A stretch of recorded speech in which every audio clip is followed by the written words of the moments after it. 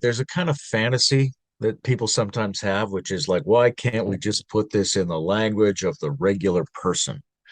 Which is a good impulse, but also a completely fictitious impulse, because the best you can do is say the things you're excited about in the way that makes the most sense to you. You can't really tactically engineer common speech, and it's kind of a fantasy to think that you're the one who understands what the common people want anyway, Right. and that it's all just a matter of marketing and having the right phraseology.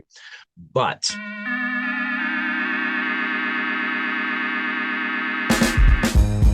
All right, in we go with some new intro music for you. A song by Cantrips called The Big Break. Check the link in the show notes for the full track. This is a dialogue with the one and only Layman Pascal, and it's absolutely full of words. Many of those words are part of sentences, and some of the sentences are even comprehensible. Layman, though, is a rare and widely insightful general thinker and practitioner with a sophisticated grasp of multiple domains of philosophy and spiritual practice. And to be fair, that's underselling him, I think. He has become a key public node, interfacing with many influential voices on the forefront of integral thinking. Now, bit of viewer discretion. Before you listen any further, this dialogue becomes particularly esoteric by about 25 minutes in. I heard it said recently that participating in Voicecraft conversations are like taking a drug that's not a drug. So perhaps the best way to approach this, if you're not familiar with the long-running threads of inquiry of this project, is as something of a trip. A trip where on several occasions I make trade-offs this project always makes, favouring the quality of the wrestle over brevity and concision where that's not possible. After all, this project is dedicated to voice that truly wrestles with critical skin-in-the-game questions, a genuine relationship between seeking and knowing. So.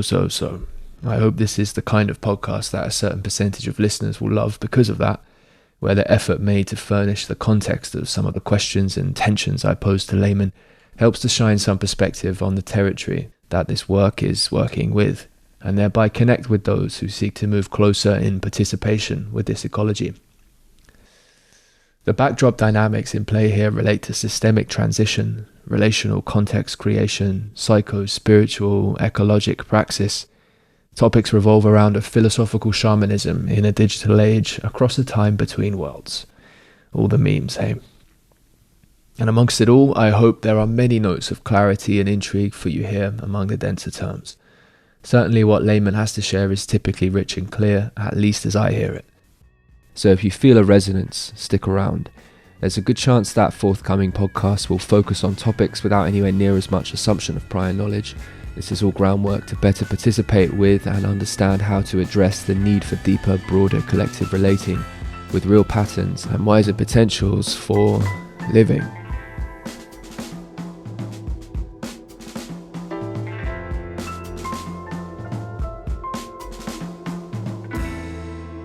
Okay, here we go.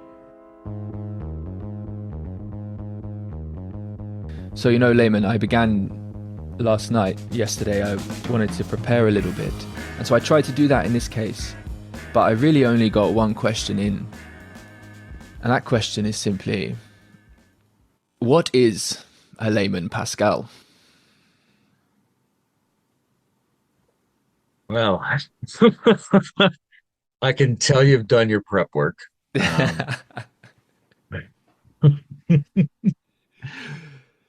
A Layman Pascal is a partially fictional creature that is was invented in order to allow my personal artistic and spiritual inclinations to interface with a number of meta theory oriented communities. But then it kind of grew to performing some kind of social interface and esoteric function in these spaces. So now a Layman Pascal seems like a production site for conversations and writings, and the constant suggestion that some kind of meta-shamanic network has to emerge within and through these overlapping developmental theory and transformational communities. Yeah, nice. I can tell you've been looking at yourself in the mirror a little bit, or whatever comes back on the small box in the Zoom setup. Is it your birth name? Did you construct it? It's a it's a slight variation of my birth name. It began as a kind of nickname because it's got a lot of the same letters as my birth name.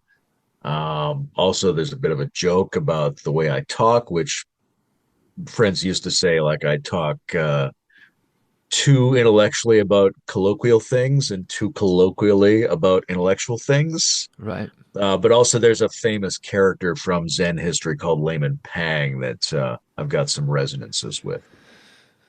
Yeah, yeah. Okay. Well, that I was kind of wondering because it does fit very well. I mean, from my perspective, you're someone who's able to speak a range of esoteric languages in a way that is very relatable, in a way that does very much make it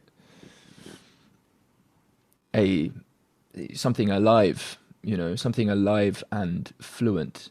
I mean, I certainly relate to the attempt to speak any sort of esoteric speech I've done in my life has really just been an effort to speak honestly. So in that sense, it's been very much alive. But it has been an ongoing challenge. This relationship between, the relationship I have anyway to responding to the question. So what are you doing? Yeah, or what's this about? I often give, on the face of it, what might seem like very different answers depending on who I'm speaking to. But for me, they are very deeply connected. So something about being able to translate some truthful orientation with respect to a very complex endeavor such as life to many people, to be able to build bridges in that way is something of this meta-shamanic, eh? Yeah, I mean, there's no way. There's a kind of fantasy that people sometimes have, which is like, why can't we just put this in the language of the regular person? Which is a good impulse, but also a completely fictitious impulse, because the best you can do is say the things you're excited about in the way that makes the most sense to you. You can't really tactically engineer common speech, and it's kind of a fantasy to think that you're the one who understands what the common people want anyway, Right. and that it's all just a matter of marketing and having the right phraseology. But for me, I need to understand things very personally. I need to understand them emotionally. I need to understand them in my body. I need to be able to take an idea and connect it to other parts of my life that aren't immediately obviously connected to it. And until I have that, until I have my own phrasing, until I can ground it in myself as a regular guy, I don't feel like I understand it. So if I have some capacity to do that phrasing, and that's dubious because I can like stray into all kinds of weird bullshit and esoteric speak as well. But I think I do try to make it as earthy as I can because I need that. Yeah, right. My experience feels very much the same, and I just wonder how much that might be surprising to people. In fact, I think it's almost certainly the case that rather than earthy, often that very attempt, especially when that's the thing, when one wants to ground something in one's personal life, maybe to share connection to that grounding is itself a very personal thing, and that's an energetic exchange, and that takes time and might not even be wanted or invited. Maybe in fact it would be so personal and that's felt in a way and someone might not want to step closer into it. And so perhaps it's felt very much like something rather than earthy, up in the air. Hey, oh, that's so up in the air. There's this something of a losing of orientation. And I think that's something in the context of having conversations where there are many viewpoints and wanting to stay in relational coherence with the peaks and the troughs of a movement through ideas. That's really, really key. It's how to maintain or return in a flow where mutual orientation remains possible. But, to be meaningful, it often is the case that we're breaking frames just a little bit, involving ourselves in reconstructing them. And so there are always these steps into not knowing, and how do we relate with that? And so it does seem it's very much an ongoing experiment, but not one that's again done without an orientation with respect to how wide a gap, how long is the leap one takes into attempting to stay in integrity with that bridge making process. I'm kind of conscious that we've began to jump right in here, and maybe for the sake of a podcast, I think it would be interesting actually to ask you used the term meta-shamanic before, and I care a lot about what you mean by that, in the sense of it's something to continually check myself about. The notion of bridge maker in relation there is important. What do you mean by it? What does it mean to a layman Pascal? Yeah, it's a word that I think I used for the first time in a podcast that we were on together. And I've been thinking about what I mean by that and the kind of distinction I'm trying to make between meta-shamanic and just shamanic.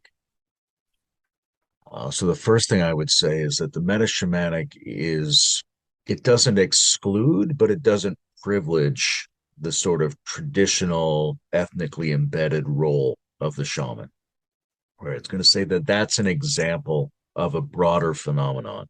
And how do we examine the type of human being that could be capable under the right conditions, under lucky conditions, of being able to develop intact their shamanic sensitivities, their shamanic capacities. So that's one, is it looks outside of the traditions. Two is that it's focused on generating and regenerating a shamanic dharma, right? That we can't just work from what we've inherited. We have to be able to make it fresh, right? And that's partly an issue for this moment in history, but it's partly something that will be an issue at every moment in history. Is we have to be able to reinvent shamanism. The third one is that we're looking at it from a metacognitive, multi-perspectival type of cognition facing the transcultural reality of the meta crisis. We're looking for the role that it can play in all of that. And I think what I'm also doing is making an invitation to people who have a lot of the temperament that would draw a person toward the experiences that build up shamanic capacity. And I'm asking them to keep their interpretations extremely open about the process that they're going through and be researchers about that process as they go through it. Because maybe there are new and different ways to talk about this thing that is an ancient, organic, and necessary piece of our human legacy. Yes, I like that. Thank you. There is something about the mutual learning aspect that seems extremely important in the context of teaching, which is what you've just indicated. I'd like to maybe pick back up on that, but perhaps some more framing questions would be helpful. So I think it does make sense to consider the meta-shamanic in relationship to such contexts as meta-crisis, and in general an attempt to name where we can the dynamics that we're a part of and the nature of culture and the world today, and how we interact with nature, of course, and how we as beings are involved in that. So what can you say about the arena in which the meta-shamanic finds itself, or this particular type of individual? Where are we? Where are we? Here's the arena that I think evokes the meta-shamanic. We're at a point where local cultural traditions can't quite satisfy us because we're in a transcultural context, and that gives us something in common with the kind of people that generated the traditions and lineages in the first place.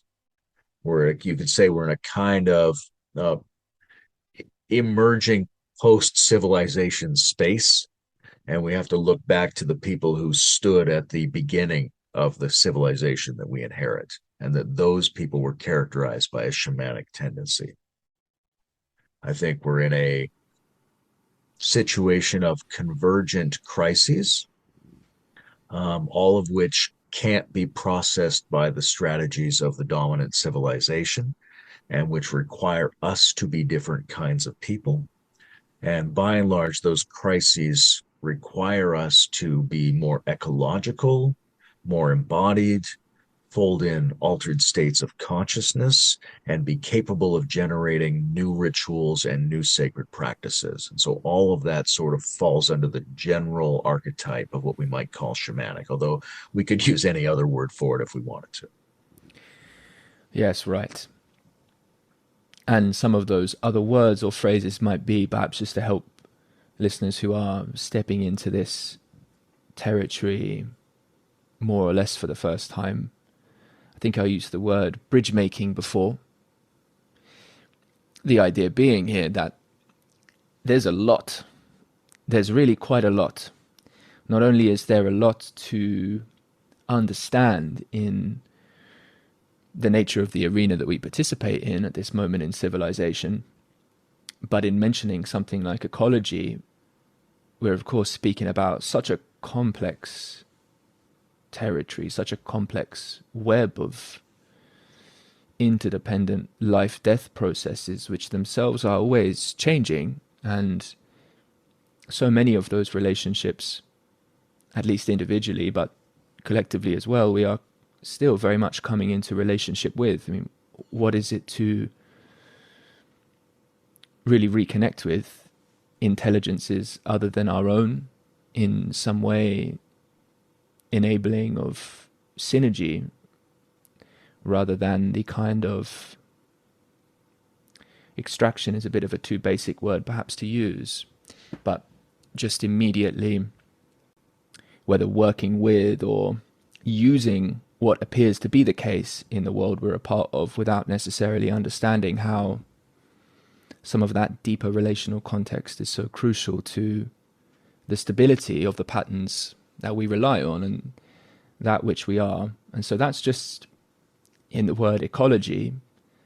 And then there's all the lenses of perception that we view the world through and view ourselves through, and that animate our desires, or at least interwoven with how we come to play our desires out in the world. So many different ways of naming the good, so many ways of naming what kind of orders and structures are still vital or not vital in this time, so many ways that identity is committed toward the good, or perhaps simply toward the effective in some short-term context for some pragmatic end, whether security or what have you. And so whether it's religion or attempts to understand that which we do not understand, it's there's really so much to be in relationship with in the context of holding open to the reality that is experienced by those, let's say, in participation or those wanting to come together, but also very much as well the insights or sort of knowings of truth in relationship to that process of understanding, broader understanding. And so some words thrown at a wall to try and name some things. Think about bridge making in the context. I do like that one because it does speak to the notion of integrity quite well. Bridge has to be able to sway in order to maintain itself, has to be able to give with the conditions a little bit, give with the wind and the current and all of that. And yet there has to remain an orientation as to what, in that sense, the center of the balance must be in order for the bridge to remain capable of linking lands. And it's in that awareness, that participation in orientation as return to what can hold open that bridge in some sense, that I think we find, or we can recognize a kind of, I think we can say in the context of perhaps metamodernism, a particularly metamodern aptitude, but also I think touch point with metaphysics, in the sense where the language of truth in a very deep way becomes important to use, this capacity to participate in orientation, to know itself as undergoing process of transformation, to source that in some way, and to be able to share that and connect with others, and in sharing in that way and participating together, even though, let's say, the particular quantified space that the bridge is holding might be changing, there is in fact a deeper process critical to the integrity of what we believe to be, know to be, always already in connection, in fact, in some deep level, to know itself as such. It's like a deep kind of service of continuity with respect to how truth can know itself in relation. So I'm wondering how you relate to that in terms of perhaps how you think about it intellectually, but also experientially in the context of how you show up in conversation, in your efforts to connect people in processes of understanding. You know, that seems to be something you're doing. I'm building off this metaphor of the bridge. A lot of it has to do with in-betweenness of various kinds, relationality of various kinds. I spent a lot of time building up a thing I called the metaphysics of adjacency, which was an attempt to describe the metaphysics of pluralistic, integrative, and non-dual world spaces. Right. So one thing they have in common is they're looking at a lot of different contexts. And that's what we're doing now socially. That's what we're doing informationally. If we're intellectually honest, then we're all facing a plurality of realities. So then it becomes a question of how do they interface with each other? And how does that relate to how we interface with each other, both as a liminal community of people who specialize in that, but also as members of the broader human population, which consists of many other types of people that we have to interface with and perform some constructive, almost diplomatic function with. And also in terms of inner practice, how do our different plural selves relate to each other? How do the different internal systems within us, heart, mind, body, left and right, conscious and unconscious, how do they relate to each other in a way that doesn't put one over the others or cancel the division or get trapped in the division?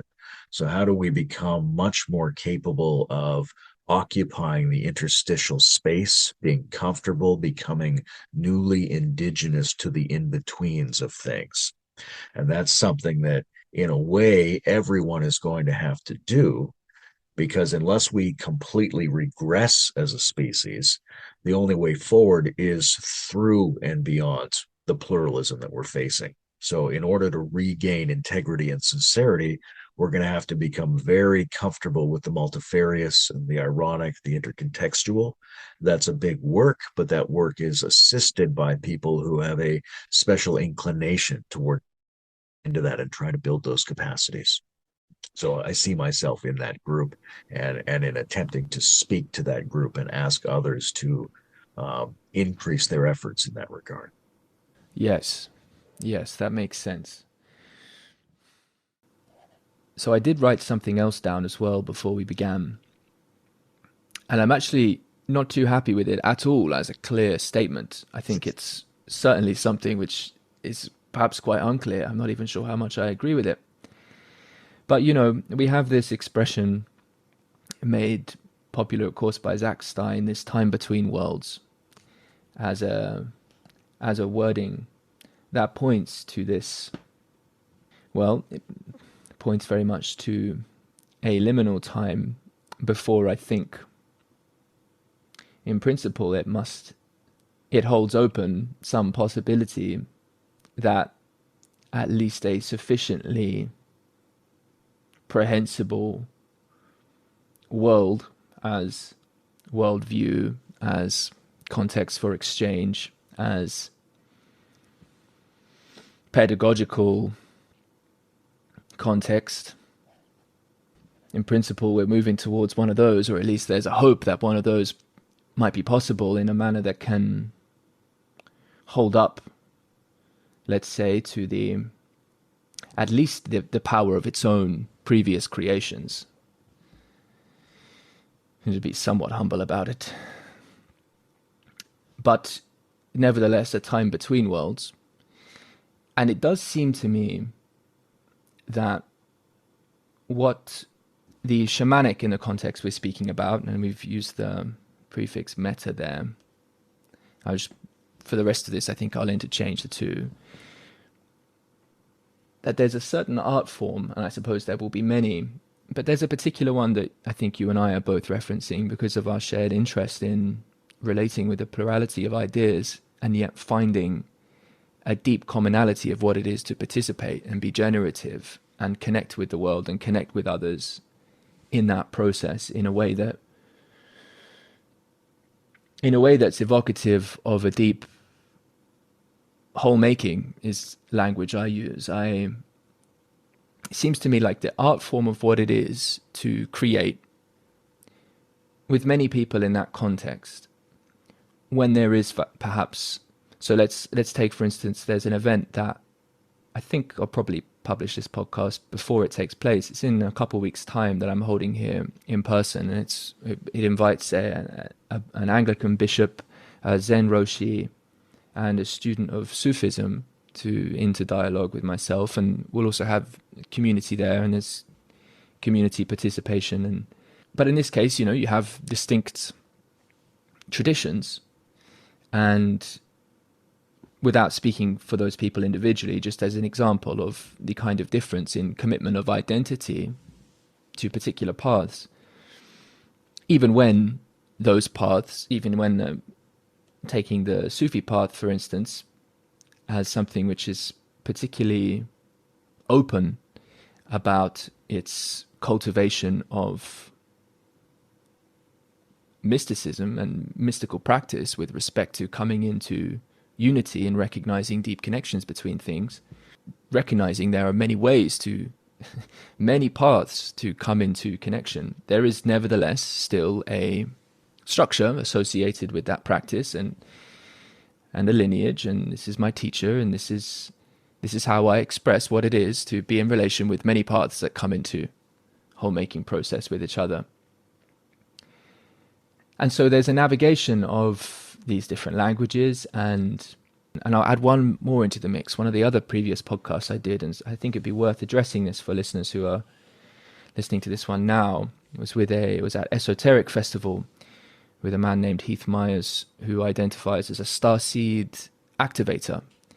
And while he himself is, I think, quite critical of what he sees as sort of New Age isms, I think for many in listening to his channeling and developing contact with what he would refer to as interdimensional beings, we have here something that could be seen very much through that lens of New Age spirituality. And of course, there could be conversations about that.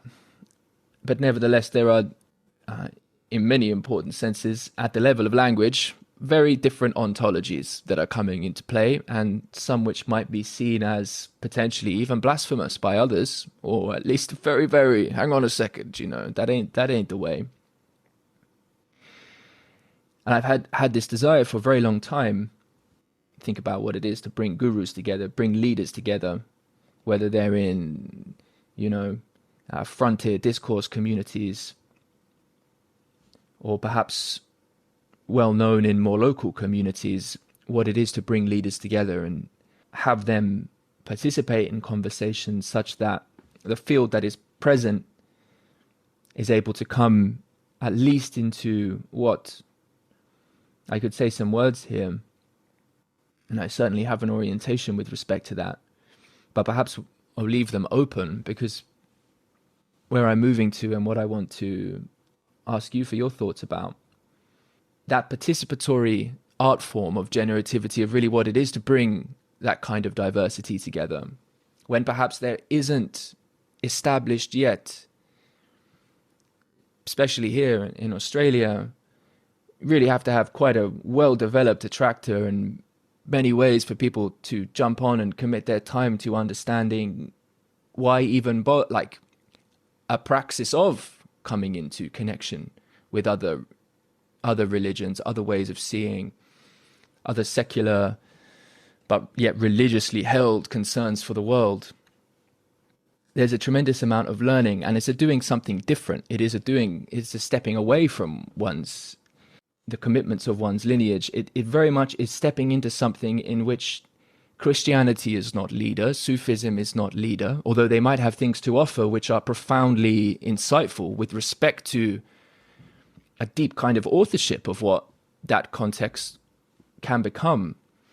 But there is a profound humility that's required to really step into the process of sharing in relation with such deep dynamics, for the sake of, in principle, how we can live together, how we perhaps must live together, should we remain attached to an image of some kind of coherence that billions of people can live in relation with in this time. So there's a necessity of letting a certain amount go in order to step into the brew, step into the cauldron. And it seems to me the effort to create those contexts and to invite people who are at various stages of coming into appreciation for the importance of that effort, that the creation of that context is what I've been trying for a long time, and it was always going to take a very long time, if possible at all. And so it's no surprise to say that it's challenging. But my point is that it seems like an art form that is still to come. It does not necessarily seem to me that the meta-shamanic, as I might feel connection to it at times, that its time is not yet here. Although of course it is, in the sense of maintaining orientation with respect to that vision, and of course meeting in the here and now. And so of course it is. But I am certainly led by visions of what it is to create, and just to interact, which are very much works in progress, and very much are to be unfurled naturally. They cannot be forced in any way. It's and they cannot be marketed either, in that sense. Like, they can have to be signaled, but for the kind of participation we're speaking about, the maturity of stepping in as well as being called, both confronting and surrendering, of really affirming but at the same time letting go, such a nuanced and mature process of holding to the integrity of one's path and one's way, while at the same time opening oneself to something which will be perceived by others who cannot see as clearly what's taking place as a potentially a forsaking of some of that structure.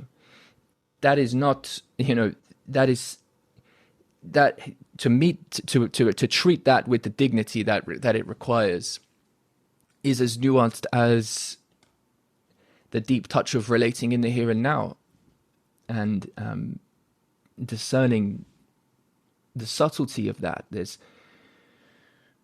because these kind of contexts to come, or that maybe are necessary now, at times they can very much hang on just what appears to be the thinnest of threads, and could be ruptured just like that. And then faith in the whole endeavor would very much be damaged. So the art form of that is something, in a way, there's something of that's still to come. But I'm not happy with that, because of course here it is right now. And I'm curious about how alive, how vital is the exchange of your energy toward the creation of that kind of context that I'm trying to articulate, and I'm hoping does at least a good enough job of articulating something that we share in common appreciation, although I'm sure there's some difference and I might have not done a good job of that. How vital is that for you? What I find myself almost compulsively involved in, when I check myself internally, my values go very much to personal life, family, and also to my individual inner practice and its interesting results. But when I look at myself as if from the outside, it looks like I'm compulsively putting my energy into this thing. So I would say very vital, but that vitality isn't necessarily obvious to me at any given moment. It just is a description of what I'm doing. There's a sort of, for some time, there's going to need to be a good teamwork between traditional religious forms, new religious forms, and a kind of secularity that functions as if it's religious. And these three have got to get along, and they have to have certain things in common. They have to be informed by and interfaced by individuals and networks of individuals who are capable of hearing them all, capable of understanding what kinds of psychotechnologies they're working on, capable of understanding what kind of collective meaning making they're trying to do, and who want to help them do that better. I think they're all going to have to be much more ecological in their orientation, that regardless of what framework they come into this with, nature, complexity, symbiosis, and the general situation of the planet has got to be a key form of that. So there's a shamanic Christianity and a shamanic Judaism and a shamanic Buddhism that still needs to come forward. And they've all got to become more flexible and robust, because the shocks to the human system are going to be very pervasive and very strange, it seems. I was writing something this morning. We do these meta-modern spirituality retreats in Vermont, and we decided to turn the lodge into a publishing company and have several books available from some of the members at the next event. And so I agreed to write a book called Gurdjieff for a Time Between Worlds, which borrows. So I spent actually some of the time this morning thinking about different meanings of time between worlds. But one of the things I love about Gurdjieff's work is it's a kind of like preschool for religious possibilities. The goal is not to tell you what worldview to have. The goal is to make you capable of a worldview, right? To Gurdjieff, you can't just decide to be a Buddhist or a Christian by aligning yourself socially. Are you actually capable of living that life? That's a very interesting question. And that's the kind of thing that separates out people who ostensibly are part of the same tradition. We see this in the Bible, where Jesus tells the story of the Good Samaritan, right?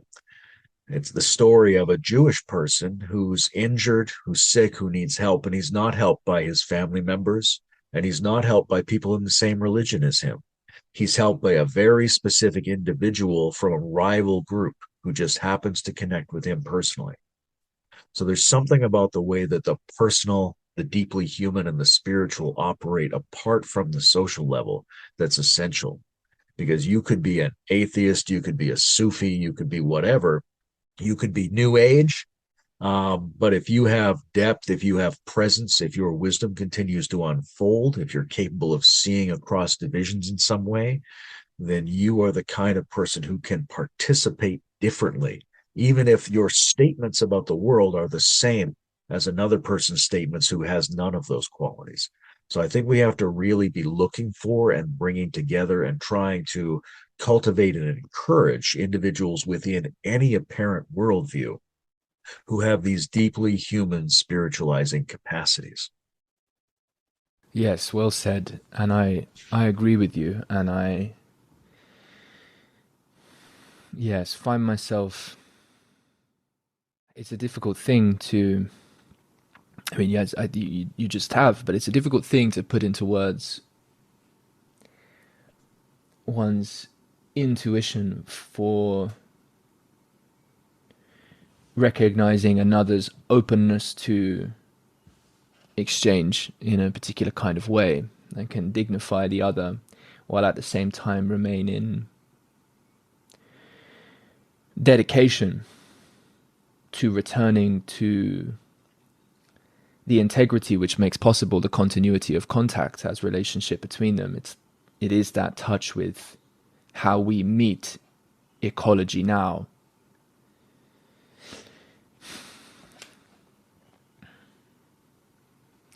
Yes, there's a number of branch points here. Let's say we have a number then of people gathering, and they're coming more or less from different traditions. They might have some shared awareness of a desire to connect more broadly, be in relationship with patterns that relate to the whole, and to enter a whole making process with each other. And then dynamics that are closer to the logistical, economical, structural, hierarchical, organizational, sort of like relational authority, all these types of things. There's something about being able to name and actually relate with key tensions that are, in some respects, in the way of the realization of the potential we might be holding in image and in the heart, and in many respects really breathing through in the here and now with respect to a desire to create contexts where we can be in relation, like truly be in relationship, a generative relationship between the tensions that dissect so much of culture at various levels in such a predictable and boring, but also, say boring on the one hand, but also endlessly, in some sense, reactively fascinating to watch play out, you know? Because when people listen to Jordan Peterson speak to X or Y, there's very much part of, though, is this going to be the, you know, Zuckerberg Musk showdown in the Colosseum? We're actually going to see a fight happen as well, because that would be kind of interesting. That would seem like a cultural moment. But so here it is. Here's one of the tensions then. Meeting in the context of private conversation, meeting in the context of public conversation, do carry along these different responsibilities. You know, one might be, in the case of the public, to make it that little bit more accessible, to have in mind that one is communicating more broadly. I seek to do that and share it and make possible opportunities to pay attention with it, hold it to account, come in, weave it, all these things, right? But there are many, how to say, when it comes to matters of frustration or pain, some things seems to be better to resolve privately. And I think there has to be a third, right? And I'm certainly, I do have this suspicion that some of the esoteric language and a lot of this, meta that, is actually in pursuit of creating a context for participation that's neither private nor public, because it's so difficult to stay with in some important sense that actually there's quite a lot of investment that has to take place in order to be with it, such that it constitutes a membrane of its own. And so, there's something of an in-betweenness. But I've always been interested in trying to relate community at a sort of grassroots level with let's say that the more we use the language of the more elite members of various discourse communities, the authorities, the influencers, those that attract attention because they're carrying energies of projection that themselves, yes, they're the very things we kind of want to work with, but bring a kind of baggage of expectation, and which can often be antithetical to what it is to really meet each other and relate in the here and now with where we're actually at. And so that, is natural, and that's the way it is. And to try and build this relationship between, to try and understand how, in that sense, to create the kind of, it all of a sudden expands into the whole problem of culture itself. It's hard to think about how actually to create the conditions in which, and this is something, I've stated on many occasions, wanting to be part of creating a field, be part of a field in its making, which can hold to integrity, support the integrity of the crafting of voice about matters of profound importance, right? And just the matters of living for the people as part of that. But what that really calls from people is, it's an awful lot, and it seems like there's something in the second person field of it. It's not structure yet. It's not third person, although it's going to have those dynamics, and the first, second, and third are always going to be in relation, and to treat the dignity of the processing and the reality of the first person well. But the second person, me and you, here we are. In that sense, the vitality of that exchange, how to actually support the becoming of that, support the cultivation of that, when the structure of it in our time is so crucial to actually bring it about, and the people, the projected energies about those people, about lineages, about ways are critical in that's where the gathering point for, that's where the pool of energy is in some sense. And so there are all these, there's this very interesting incentive type dynamic that comes in when it comes to authority and relating with authority, and the massaging the interests of authority, to bring authority. And and so it's a very diplomatic thing, this meta-shamanic. Anyway, I'm caught in between here, trying to articulate a lot, to try and have something that is there for public relation, and at the same time move us a little bit more towards tensions.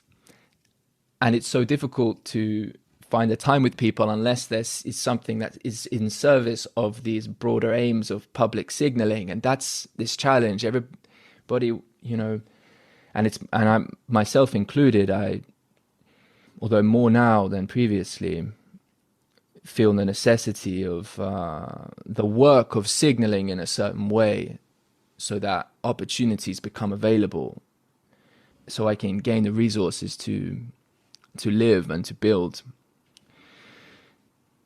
And yet there is this tension in the very context of that dynamic itself, which seems not as fit as it perhaps needs to be in order to do the really deep work. And so I wonder how you relate to that. I've certainly made a number of efforts to communicate this over time. So thank you for listening. Yeah. I think there are a number of strategies that can be deployed to cultivate the second person relationship and to build intersubjective fields more deeply. And that might be something we want to explore. But there's certainly a tension between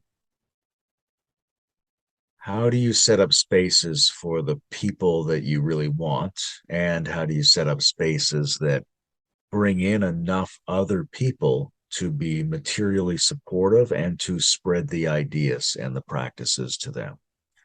And maybe there's always going to be a tension between those that looks something like the esoteric exoteric balance in religion traditionally. I'm in a public facing situation with the podcast that I do, but by and large, my personal preference is for smaller groups of people who are strongly self-selected and mutually vetted, so that I'm working with people where there's an expectation of a high amount of trust and a high amount of capacity built into the exercises. One of the ways I do that is by being willing to be confusing and difficult to track and naming things in a way that will be attractive to a very particular niche community. But that's because I'm not depending on this for livelihood at the moment. There need to be ways that we set up a variety of different kinds of financial and material institutional mechanisms for people who are involved in this, and those have to somehow support the people that want to be engaged in the more delicate, smaller versions of this, because if you have either one on its own, it's not really going to work. Yes.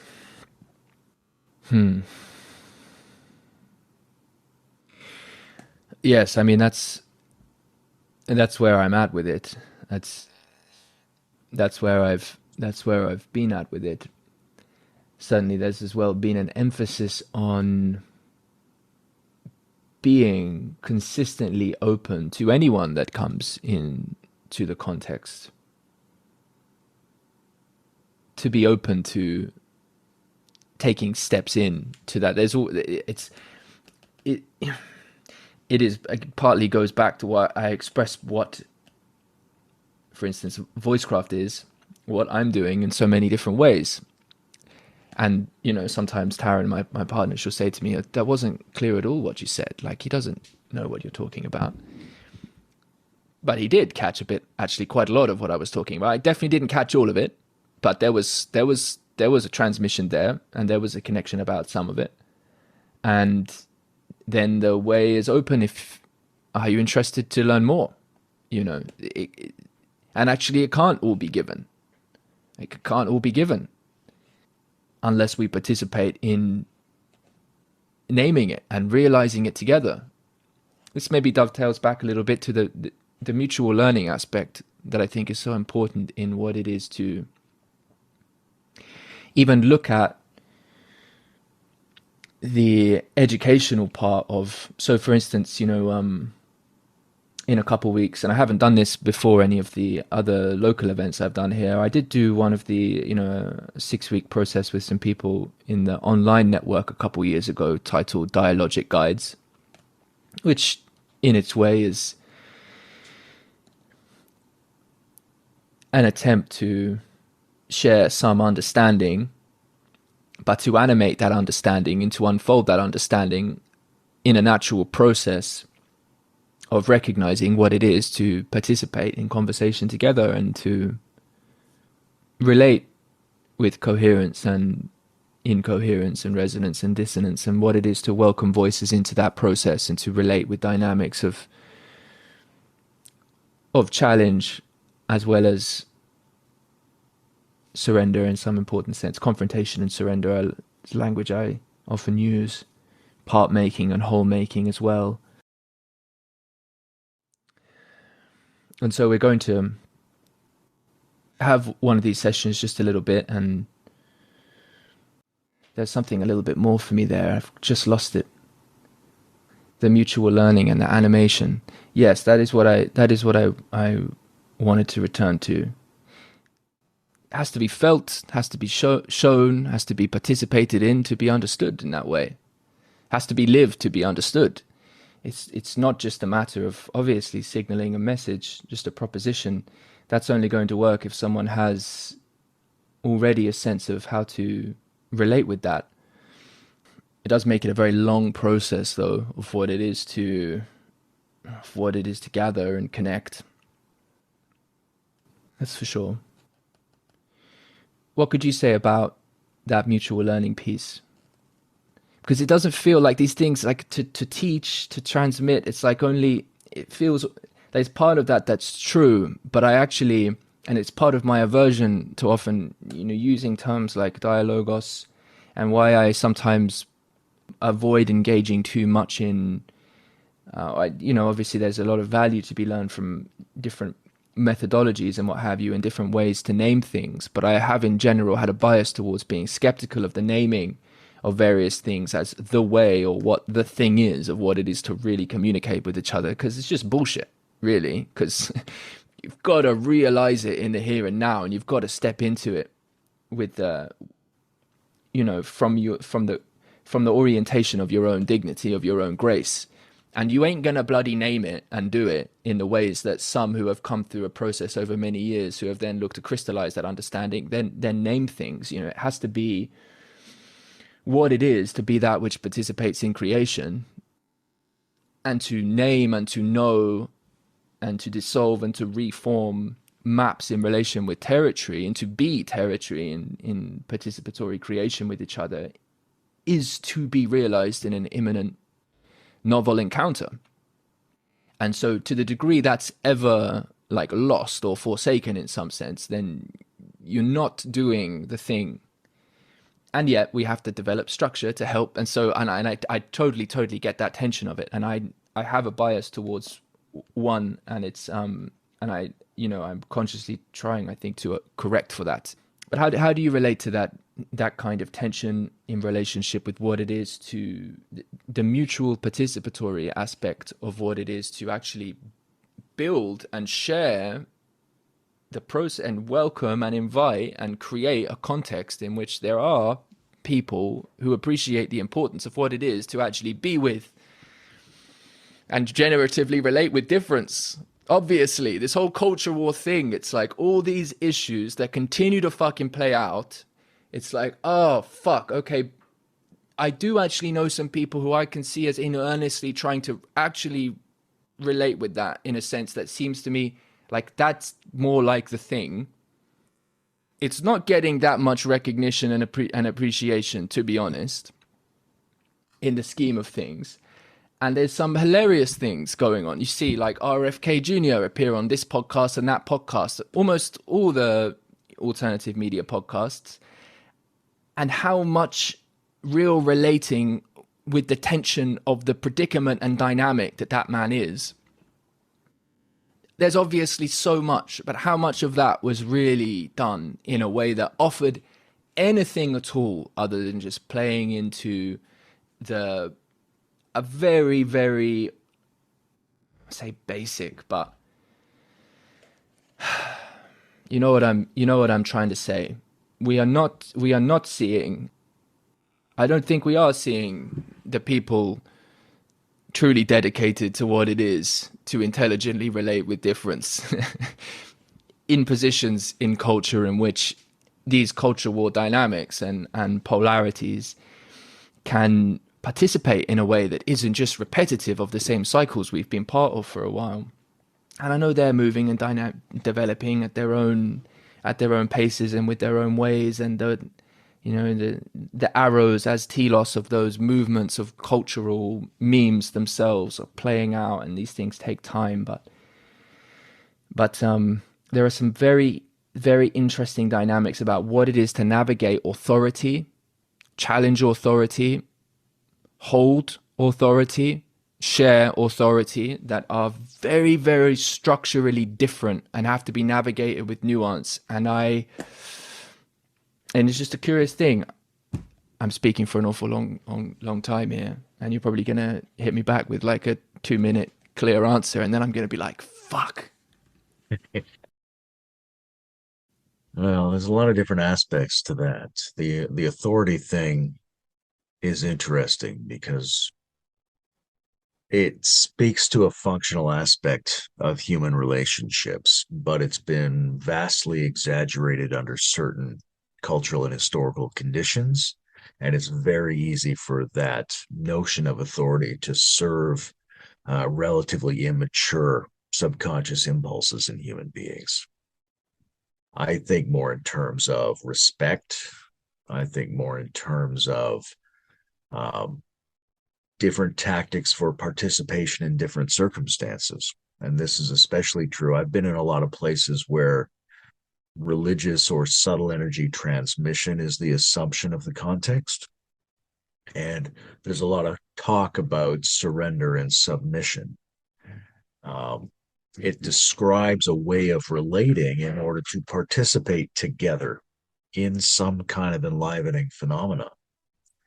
But it may be that the phraseology of submission and surrender belongs to a particular historical epoch where a particular simplistic kind of hierarchy was involved, and we would do much better to look for new terms, because it seems to me that whether it's intellectual or emotional or something like subtle energy, it's co-generated, and that the new tools we have, the electronic network tools that now define the way we think in our era, suggest collaborative, bilateral, codependent generation of things.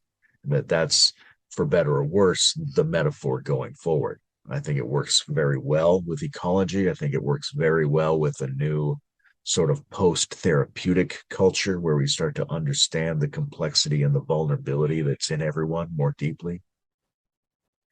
So I think we do have to be thinking about ourselves essentially as peers, but that some people maybe are better at being peers, and that deserves certain respect in certain contexts. So we can't get rid of that. And we have to be just humanly capable of doing the basic gestures of command and obey and give space and take space, all those basic functions, basic letters in our human alphabet. We should all be more or less competent at all of those things so that we can be a good team together. Like if you have a sports team, if somebody's playing soccer or football, somebody gets the ball, suddenly they have to be the leader and everybody else has to be assisting them, right? But if that ball is passed, suddenly that person is now a subordinate or assistant, right? So the nature of a team, by its very structure, exceeds the normal notions of authority and hierarchy in a way that doesn't eliminate them. So that's more how I tend to look at it. Yeah, there were a lot of other things in what you said, so I'm not sure which way you'd most love to go on that.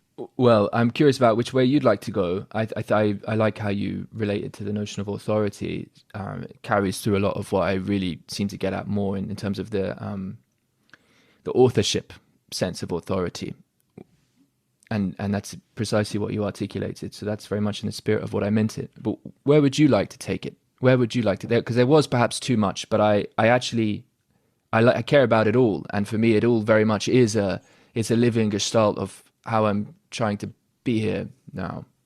Well, the other piece that stood out to me was this simultaneous need to have at least three things going on in this sort of project or work that we're talking about. One of the things is for people who are very good at forms of thinking and forms of feeling and states of being that operate outside of the normal alternatives. Those people have to get together, work together, deepen the capacity that they have, get better at exploring it and expanding it and making it really a part of who they are. We also have to be figuring out how to share some of that that's practically useful with other people so that that can spread, and figuring out who those people are who need it, who those people are who could potentially receive it, and which bits of it are most practical for them in their lives. And then the third thing at the same time is we need to be building structures. And structures consist of attitudes, they consist of phrasings, they consist of locations, they consist of like mimetically distributable psychotechnologies. So all of those things have to be going on simultaneously. We literally can't do all of them perfectly well all the time. So we're all going to end up specializing and circulating between that. But if we let any one of those pieces lag, then the whole thing falls apart. Yes, well said. I think about something like that in relationship to a triple of education, contribution, and belonging, where that first part you mentioned could see as just a particular aspect of the function of contribution. And then obviously different levels. It's funny how that word levels and development has become, again, one of these words. When I say it, I'm like, there's some pain around that word. That's been one of the more frustrating conversations to witness for me.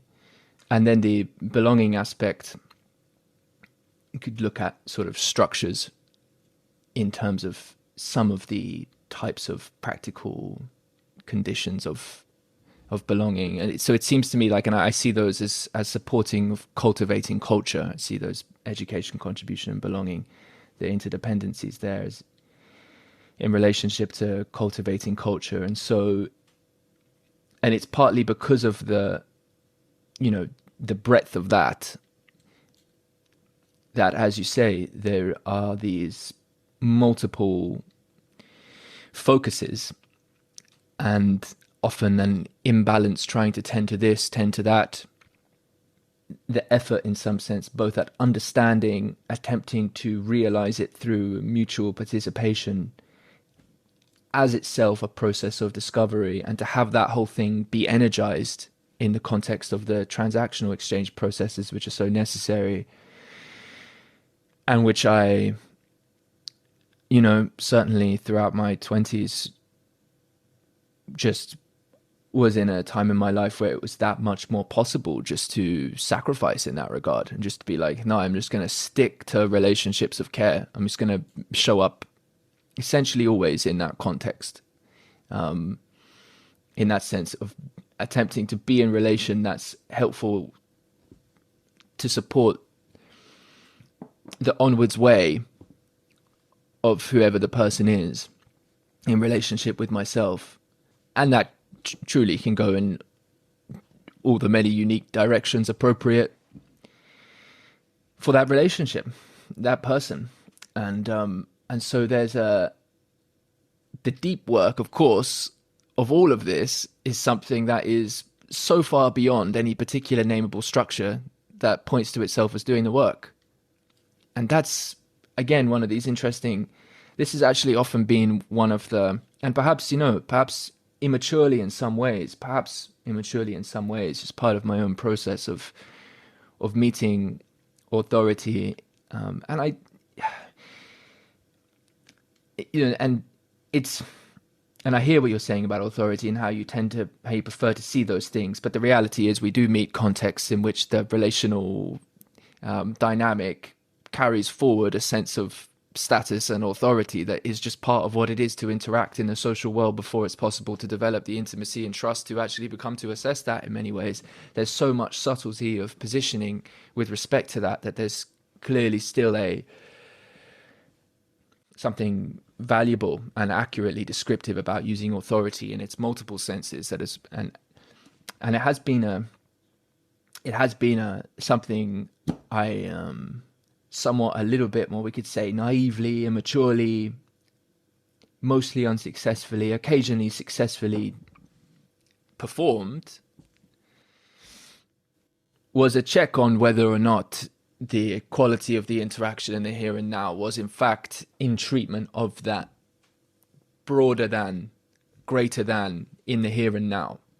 That actually is what is animating the relevance and importance of any of this that we could name in structure. But the reality is, to be in service to that broader in the context of culture, of course, we have to be involved in developing structures with all their names. And we have to commit ourselves to the various exchange obligations that might be necessary in order to see out the telos of that vision, even in an experimental way. But of course, we know that is something to be careful about, because holding on too long, constricts, decays, all of that. And so, being aware of the subtleties of how one is actually treating the nuance of all of that, and whether or not one's being caught up in a particular projection of it, or what the time horizon is we're actually in service to. It's also so interesting. It's also so interesting. So There are certain kinds of approaches to practice that I think give people a better position relative to all of that. Like the Zen tradition in particular is full of ways of experiencing a trap as being a liberation, right? A koan is a kind of a trap, a discipline is a kind of a trap. And can you figure out how to feel very liberated within a particular constraining form?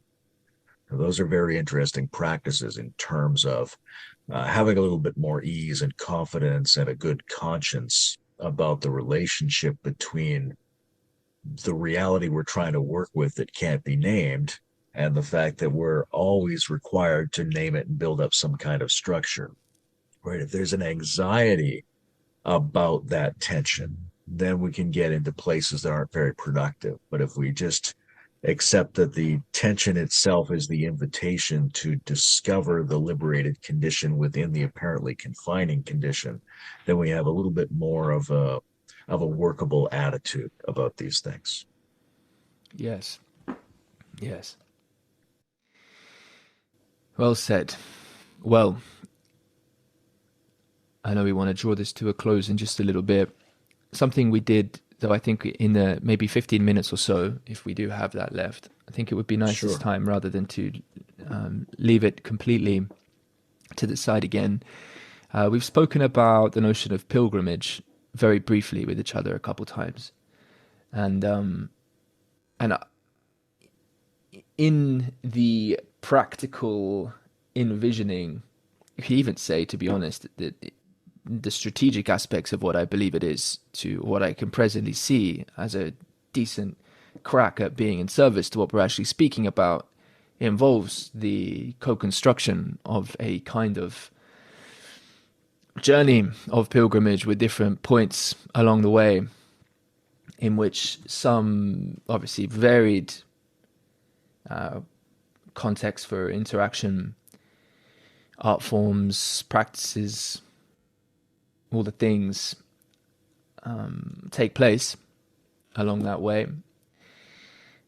Yes, this is something that I when the moments become possible, just trying to hint at and articulate here and there with respect to what a collective vision of building looks like. And I do in fact think Australia is a very interesting context for this actually as well. I know obviously North America everywhere is. But there's some particular things Australia has which are very, very interesting to see if it's possible to come into relationship with in terms of understanding the mystery, because it is a mystery to me, of what is meant in the notion of songlines, for instance, in indigenous culture, and what pilgrimage can look like. It speaks to notions of initiation a little bit as well, in terms of what it is to journey through a foreign land towards a holy place. So I just wonder what that word means to you in the broad context we've been a part of, and how you've been thinking about it. Think about it in three primary ways. One is that I think there are emerging networks and communities that are currently trying to express themselves through the production of events. Emerge, metamodern spirituality, internet, Europe or whatever it is. These things are sort of fluctuating, but I imagine them starting to stabilize as they repeat. And I imagine people starting to get a feel for which ones they actually care about and who they actually care about being connected to. And a larger and larger number of people in our networks starting to structure their year as a journey between particular places and groups and events that have a certain kind of regularity, a bit of a pilgrimage circuit in the liminal space. So I see that emerging. Another part is the deep connection to the land, right? And with my emphasis on the shamanic and the indigenous, I'm very attuned to this part. But in modernity, we've significantly underestimated the influence that place has on the shaping of our cognition and the shaping of our participation with each other and on our ability to draw the right kinds of conclusions about the situations that we're in through a full access to the imaginal and etheric dimensions of place, nature, power spots, whatever it is, the evocative capacity that the human brain's relationship to certain aspects of the landscape have. So there's a long tradition of initiation and transformation and invitation to a different kind of conversation between the intelligence of the human and the intelligence of the ecological complexity that has to go on. So finding those spots, making journeys to the places in nature that not symbolically, not like, oh, this is Stonehenge because I've heard about Stonehenge, but to those places where your organism, either alone or with people you trust, actually resonates more, the kind of acupuncture points of the planet. I think we have to be building up the capacity to sense that, the integrity to really validate it with our being and not with the idea of a magic spot, and then committing ourselves to putting some of our time and energy into being at those places as our ancestors did. And then the third way that I think about it is as a developmental exercise. So, in my personal description of how spiritual praxis works, it's the creation of an extra quality, a numinous surplus coherence out of the integration or harmonization of internal systems. And that's something that classical pilgrimage practice often had. So you imagine a situation where a very poor, not well informed, hardworking local peasant is going to every year or every fifth year undertake some kind of mission. They're going to climb this mountain, and maybe they're going to do it on their knees, or maybe they're going to do it while chanting a certain mantra that they've got. They're undertaking a practice that's going to be a physical ordeal, a mental ordeal, and there's a prescribed emotional valence to have as well. So they're intentionally selecting a physical effort, a mental effort, an emotional effort, maybe a social effort as well. And they're holding all of those things together over an extended period of time. And that provides the chamber, the context in which to bring several different important human systems to bear at the same time in roughly equal amounts. And that's what gives you access to this gestalt overflow that's possible for us. Fuck yeah. Well said, man. Awesome.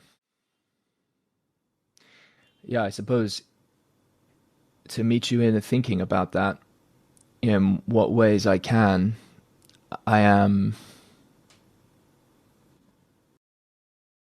want to build these things. I'm building these things. It's, that is what I'm trying to do. It's definitely part of it. You know, in terms of how many bricks have been put on top of one another, it's a completely different question. It just makes so much sense to me. It makes so much sense to me, and I think that initiation, rites of passage, to actually think that through at the levels you're speaking about. The only thing that did flag up in my mind that some of the way I've been thinking about spiritual process is, of course, a relationship with internal systems, but I do see it as a necessity of metabolizing that which obviously comes through the external as well. And so in that sense, yeah, would you factor that in? Would you also Or include, yeah, just first put aside my normal distinction between spirituality and religion, as one of them being interpersonal, the other one being intrapersonal. So right, there's that. But when I think of the individual, I'm thinking about the full mandala of their experiences, right? There's the embedded and extended and embodied cognition, the way John Vervaeke talks about it. So the things that are in your perceptual field, the things that are in your life, the objects and the places, these are all part of your personal cognitive and perceptual experience, right? So there's ways of dealing with them directly, and there's also ways of perceiving them that can be interactive with other different systems in yourself.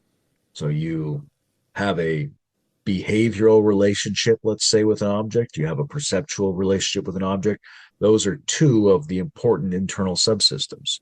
And you can have an intellectual relationship with it, you can have an emotional relationship with it. And the more of these relationships you can bring to bear at the same time with some kind of balance, the more that relationship can be sacralizing, can be productive of something that we would want to call the sacred. But I would add one more thing to that, as per the comment I made before, which is for me, this all takes place in the sort of biospheric context. It's a much more difficult argument to make, but for me personally, the individual life of spiritual practice serves a function within the ecology. It's not just for the human being to indulge some spiritual aspect of themselves. It the way I feel about it is that it literally performs a function in the Gaian system, the way an organ performs a function in a body, yeah. right? So there's an imaginal aspect to a picture like that. I find it very meaningful. It would be, problematic or at least complex and nuanced to make a scientific argument for that, but that's the way that I hold it personally. Yeah, did you contribute to Cadell's philosophy portal book, Abyssal Arrows, the Nietzsche one? Yes, I just interviewed Oh, him about it the other day. Yeah. And I've got awesome. my copy upstairs. Yeah, yeah. Mine arrived the other day. I wrote something for that as well, and I'd be curious if you do find the time to maybe, I don't know, maybe the first, it's something like there's like 5 parts. I think maybe in the, it's not too long anyway. What I'm articulating there is very much about a relationship between spirituality, religion, and ecology, and I'm referencing a number of people who you'll know, but in terms of how I'm seeing that, I feel it, very much in resonance with what you're describing, and I'd be curious if in your reading that you felt I was missing something important, or whether or not it was, no, that's nice. I'm trying to incorporate the language of the first, second, and third person in relationship to those as well. So the spirituality is first, the ecology is second, and religion is third. And I like how Forrest articulates how a very, very short articulation of spirituality and religion. It's similar to, as you've said, but just that spirituality, in my language, as the metabolization of world through the prism of self. They're not the words he uses. He does use word and self. And then religion as the integration of the self into a world. And so it's for sure that metabolization and transformation and all the rest of it with respect to the internal processing, but it's, obviously there's percepts and there's concepts, there's the external world that's being breathed through, and I do very much see it like the breath is the kind of the in and out, and the relationship between that process would be more in the ecological context of this. I would be happy to read that section and give you my feedback on that. And I think very much that the the metabolic or breath-like model is a very good one for this process. The only thing that I usually want to stipulate about that is that it's a multi-channel process, right? And this is also the same thing when it comes to how do we deepen second person relationship. You bring more, one thing is to bring more different types of experience to bear, right? Right. If you can have imaginary exchanges and emotional exchanges and philosophical exchanges and physical exchanges, suddenly there's a lot more to the second person, or there's a lot more to your ability to metabolize and feed back to the world space that you inhabit. Yes. Yeah. Beautiful. Beautiful. Well, perhaps that's a nice place to bring it to a close. He's always too short. I do look forward to speaking again. But I'm grateful that you've taken the time. And thank you, brother.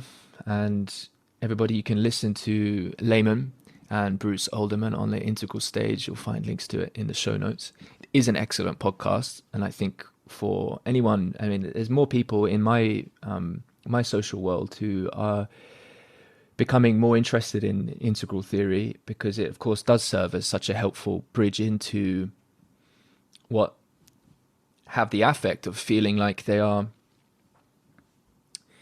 the forefront efforts to try and relate with the complexity of life. And I definitely have a lot of respect for integral theory and for both yourself and Bruce as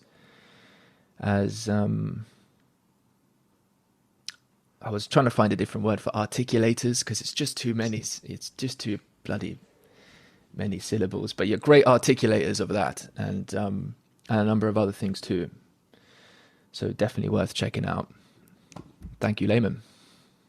Yeah, thank you. It's always a pleasure to talk with you, Tim, and happy to do it anytime. Awesome, brother. Bye-bye.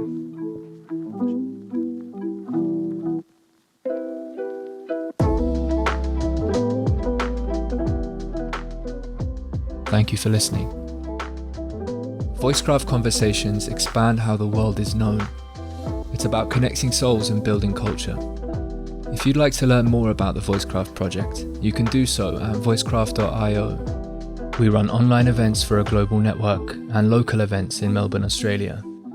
Check out course offerings at the Voicecraft Academy and become a member of the Voicecraft online community at voicecraft.network.